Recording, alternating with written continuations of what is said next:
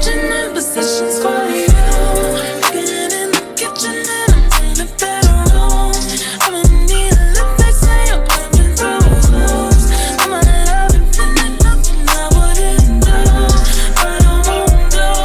Switching for you. Hey everybody, and welcome back to my channel. Today is the day that we are finally doing our first, let me reiterate that, our first topic in this new series, and I'm super excited. If you're new to my channel, welcome. Thank you so much for watching and taking interest in this topic, in this series, in all things psychiatric PA. By no means, way, shape, or form am I posing as an expert. I will always be a lifelong learner. This is what I have signed up for, but I am choosing to share the little bit of knowledge that I have with you all in order to make not only the mental health, behavioral health, psychiatry system better, but the healthcare system better. So let's just jump right in. So as you can tell by the title, this video is going to be all about mindset in psychiatry and what does that look like and what does it mean when practicing psychiatry. The number one thing that I learned being in psychiatry is that your confidence is everything. If you're not confident in what you're saying, number one, the patient can feel that you're not being confident in what you're saying. But number two, they can sense it. It's like a vibe, you know, like when you're meeting somebody and you can kind of tell this isn't going to work, or, you know, I can't put my finger on it, but it's just something about them. The patient too can pick up on that when they're shopping for the best possible provider to meet their needs as a patient. And I do the same thing. I mean, I'm reading your confidence. I'm reading how you walk into a room. I'm looking at your bedside manner. I'm looking at how confidently you're able to answer my questions and explain my diagnosis to me, explain the next steps, explain the prognosis, explain the medication, why you're choosing this medication out of all the other medications out there, and why you feel like I would respond best to this medication, all these things. And so, just like I'm looking at that, when I'm the patient, I'm pretty sure our patients are looking at us the same way. And so it's very important to be not only just appear confident, but be confident and learn how to be confident in saying, I don't know. There's been plenty of times where I've told patients I don't know, but this is what I believe. And it's all thanks to Dr. Otis Brawley, in his book, In How We Do Harm. There was a quote in there. He said, always tell the patient what you know, what you don't know, and what you believe. And I practice by that. That's actually like my philosophy. And I have no problem telling a patient I don't know the answer to that, but I will find out. I will consult with my supervising physician. I will do more research into this, make sure I connect with my colleagues, and I will do my best to get you an answer by our next office visit.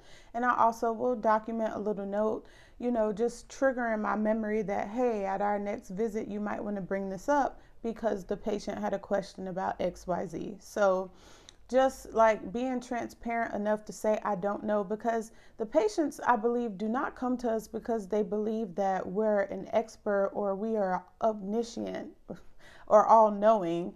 I believe that patients come to us because they need help and they believe that we can help them in some way. Patients do, I have ran across a couple of patients and they believe that you should be an expert and you should know all things in psychiatry because you work in psychiatry. And I'm sorry to tell you, but even the people who think that they know everything don't. And I'm one who do not know everything. And I'm proud to stand in it because medicine is changing every day. So this almost impossible to keep up with everything. And being that as PAs, just so I clear the air of the room, even if you're watching this and you're not a PA, we have to recertify every 10 years. So regardless of whether we like it or not, we have to keep up with the change in medicine, with the changes in medicine, excuse me. So we still have to know GI, musculoskeletal, psychiatry, neurology, cardiology, dermatology, all the ologies, okay? Because we're tested on it and our license depend on it.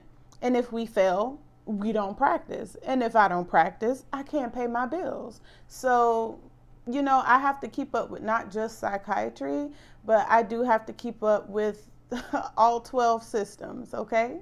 So, and that's for every PA that's out there. So, yeah, which further confirms my point in the last video that PAs were made to fill in the gap wherever. We're not made to specialize. Did I specialize? Yes, and I love it. But am I open to switching specialties? Heck yeah. I have more than one interest in PA school. That's the whole reason for me becoming a PA, so I can be able to switch when I want to. But that will be a whole nother video on that, because that's also, as I've been working as a PA, I see some difficulties in that, but we will talk about that next video. But anyway, that's number one, being confident, appearing confident, and being confident enough to say, I don't know. Number two, I would definitely say you need to have the mindset and the attitude of having a balance between being assertive and being empathetic. Notice I said empathetic, not sympathetic, okay? Our job is not to love patients like we love puppies. And every time, something happens, we're like, oh my God. And we're like overexerting ourselves emotionally as well as mentally. And we're trying to get in there and be everything to every patient. I'm pretty sure, like ethic wise, and I'm pretty sure just in general world of boundaries, you just don't do that. You can care for someone and you can express that and you can show that without going over the top. Just because this is psychiatry and it's a different entity than any other specialty in medicine, I still believe and stand by ethics and boundaries. Like just knowing like you don't go and overexert yourself or overindulge yourself into other people's situations. You just don't do that. It's okay to listen. It's okay to be caring. It's okay to, express empathy for the patient. It's okay to express and show the patient that you are also like agreeing with them and you understand where they're coming from and you're sorry about their situation and, you wish them the best of luck and all the things. But I think there's a thin line between that and, like I just said, being everything that you don't want to be, taking your work home with you. I guess documenting things that have nothing to do with the medications you're prescribing. I look at it as my thought process and how I think about things, which what this whole video is about. But this would bring me to number 3, which would be putting up compartments. So how I do it is I take my empathy instead of an emotional way. I take it to a mental way, like a logical, knowledge-based, educational way, which is the way it should be anyway, but everybody is not well versed in this. But what I do is I know that I'm listening to the patient because they obviously felt bad enough or they're sick of whatever it is that they're going through enough to the point where they wanted to seek your counsel. And you should be honored as a provider that they even picked you to come to. So being with that, they're looking for an alleviation of whatever it is that they're experiencing.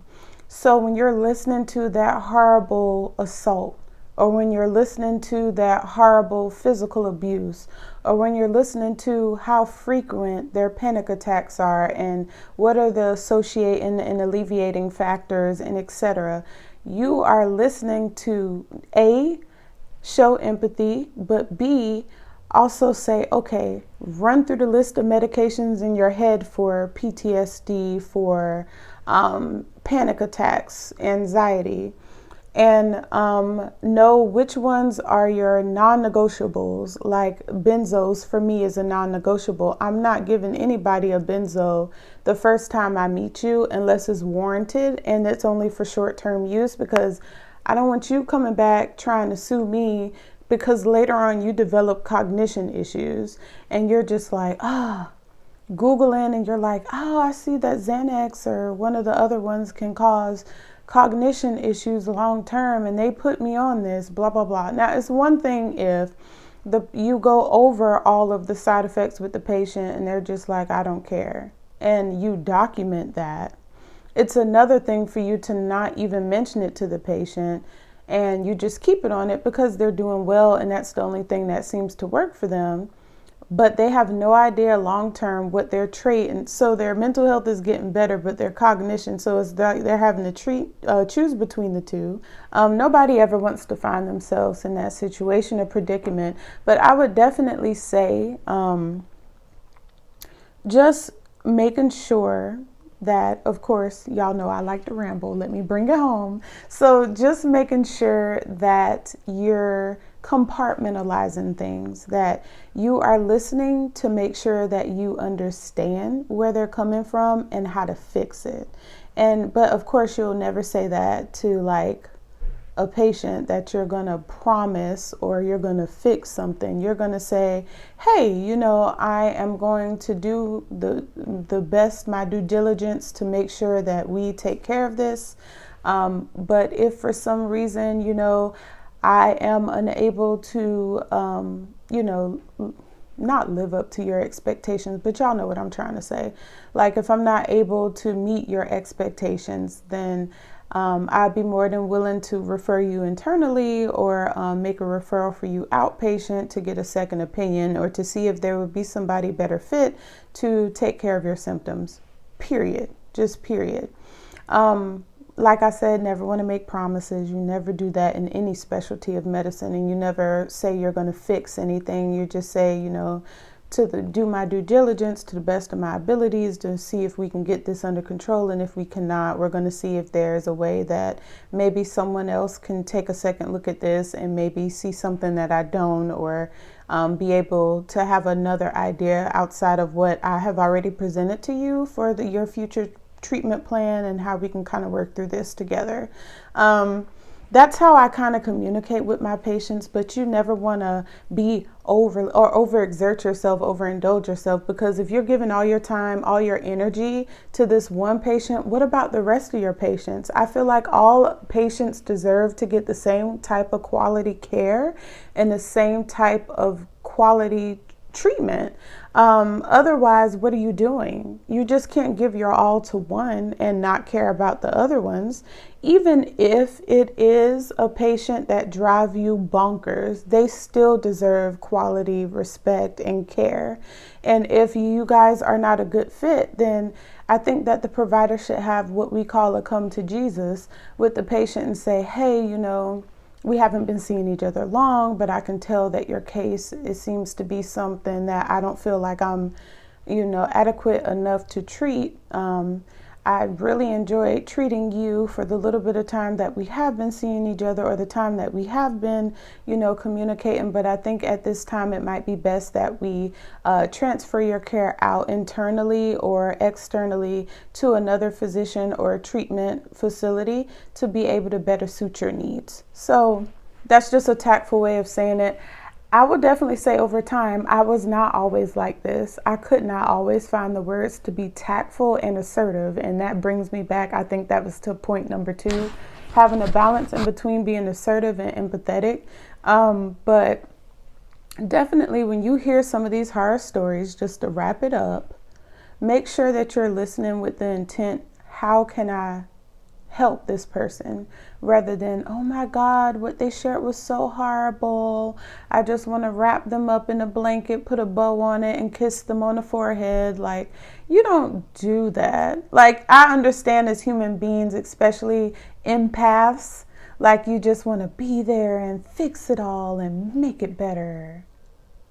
But I mean, ideally in medicine, you need to have a different approach. It's never about, can I hold your hand and wipe your tears, but more about, let's get you over this hump and back to living your life.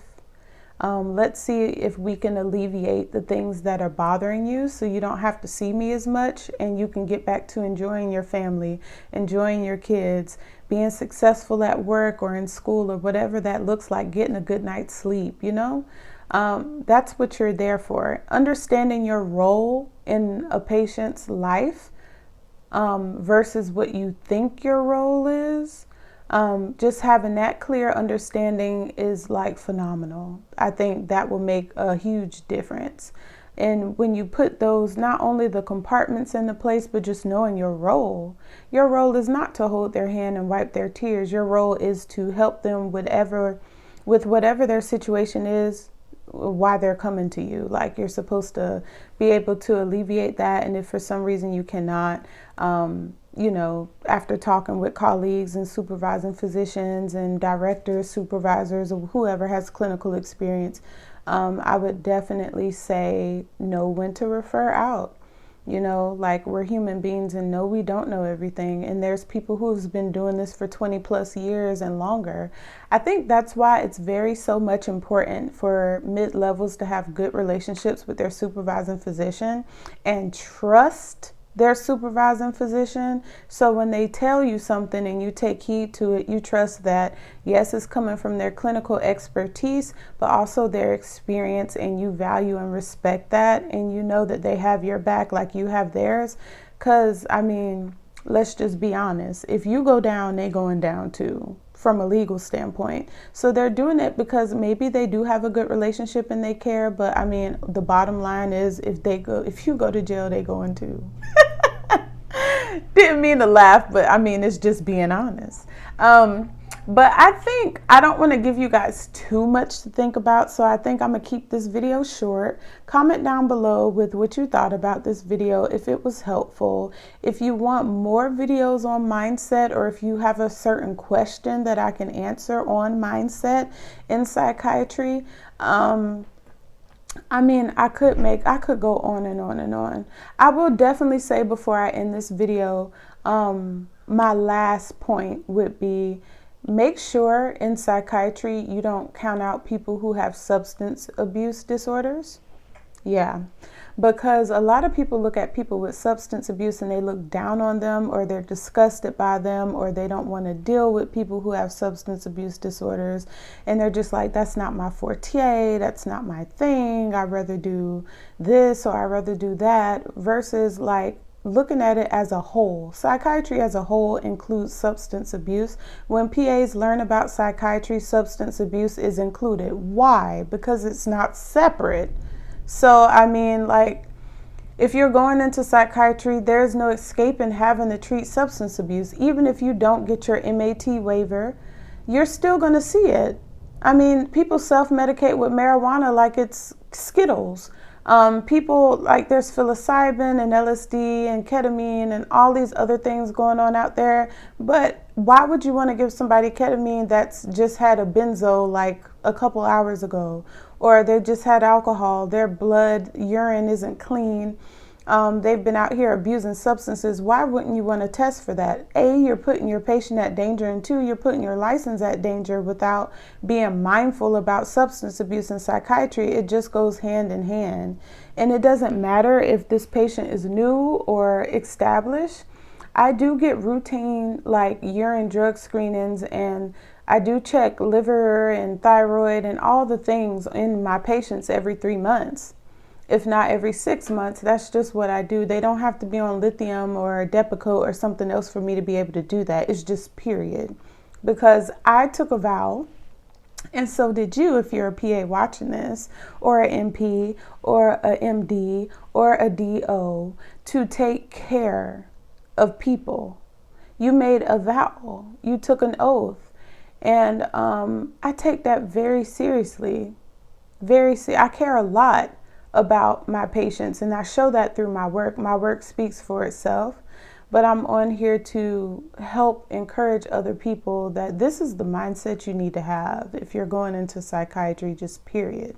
There's a lot that I could expand on and a lot of lessons that I've learned throughout my little 4 years of practicing as a PA in psychiatry, and boy, has it been a ride. But I think I'll leave it here for today. And like I said, please leave your comments, questions, concerns, or feedback down below in the comments, and I will see you guys in the next video. Bye, guys.